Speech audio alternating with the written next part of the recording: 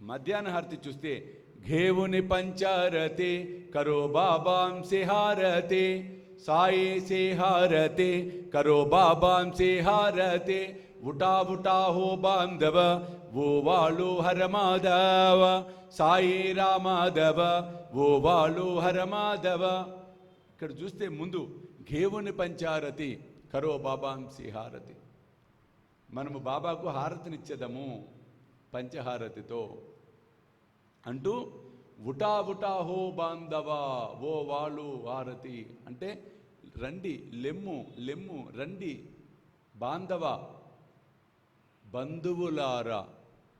ఈ రోజున చాలా టీవీ ఛానల్స్లో వింటూ ఉంటా, చాలామంది సాయి ప్రవచనకర్తలు నోటి వెంట వింటూ ఉంటా ఒక మాట, అది విన్నప్పుడల్లా చాలా సంతోషం అనిపిస్తుంది.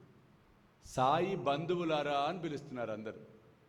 ఈ సాయి బంధువు అనే పిలుపుకి బాబా నన్ను కారణం చేశాడు.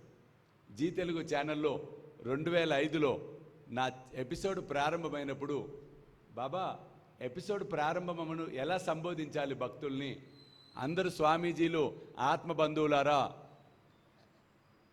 జీవాత్మలారా రకరకాలుగా అంటూ ఉంటారు కదా, నేనేం చెయ్యాలి బాబా అన్నప్పుడు ఆయన నవ్వుతూ సాయి బంధువులారా అని పిలువలేరా అన్నాడు ఆయన. ఆ బంధువు అనేది ఎక్కడి నుంచి వచ్చింది? ఇదిగోండి, ఉటా ఉటా హో బాంధవ ఓ వాలు హరమాధవ, ఇక్కడి నుంచి వచ్చింది బంధువు అనేది. ఆ బంధుత్వం, ఈ బంధుత్వం రక్త సంబంధం కన్నా గొప్ప బంధుత్వం. వేలాది మంది సాయి భక్తులు ఎదురు చూస్తూ ఉన్న ఘడియలు మరలా రాబోతూ ఉన్నాయి.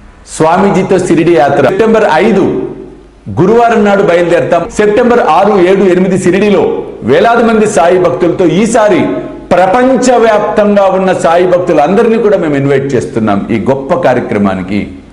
కాబట్టి మీరు నాతో రావాలి, ఈ యాత్రలో పాలు పంచుకోవాలి అనుకుంటే త్వరితగతిన కింద కనిపిస్తున్న ఫోన్ నెంబర్స్కి ఫోన్ చేసి మీ టికెట్ సెటిల్ చేసుకునే ప్రయత్నం చేయండి.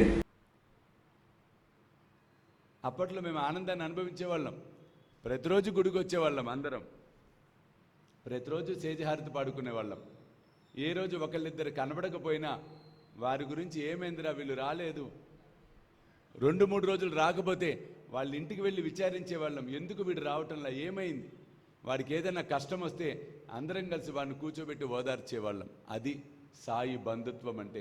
అక్కడ వాడేదో మనకు రూపాయి ఇస్తాడని కానీ మన రూపాయి వాడు తీసుకుంటాడనే భావన ఏ కోశానా ఉండేది కాదు.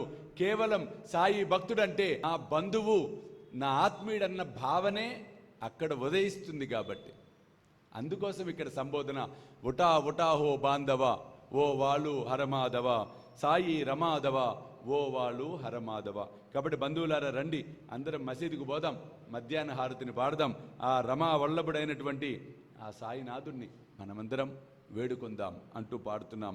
కరోని ఆస్తే రామన పాహు గంభీరా హే ధ్యాన సాయి చేహే ధ్యాన పాహు గంభీరా హే ధ్యాన. ఇది హారతి పాడే ప్రతి ఒక్కరూ దీనికి అర్థం తెలుసుకోవాల్సిన ఆవశ్యకత ఎంతైనా ఉంది. దీనికన్నా ముందు కర్మన్ ఘాట్ అని విన్నారా మీరు? హైదరాబాద్లో ప్రస్తుతం నేను అక్కడే ఉంటున్నా. కర్మన్ ఘాట్ విన్నారు కదా? ఆకలితో ఉన్నవాడికి పట్టడన్నం పెడితే నాకు చెందుతుంది అని సాయి మనందరికీ సాయి సచరిత్ర ద్వారా తెలియచెప్పడం అనేది జరిగింది. కాబట్టి పట్టడన్నం అనేది కాదు, కడుపు నిండా ఆకలితో ఉన్న వారికి భోజనం పెట్టే కార్యక్రమమే శ్రీ సాయి భోజన్.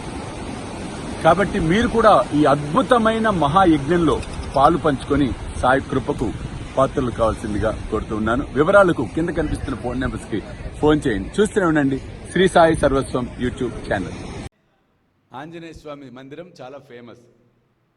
అసలు కర్మన్ ఘాట్కి పేరు ఎలా వచ్చిందో మీలో ఎంతమందికి తెలుసండి? ఇందులో ఉంది, మన హారతిలో దాని అర్థం. ఔరంగజేబు అప్పట్లో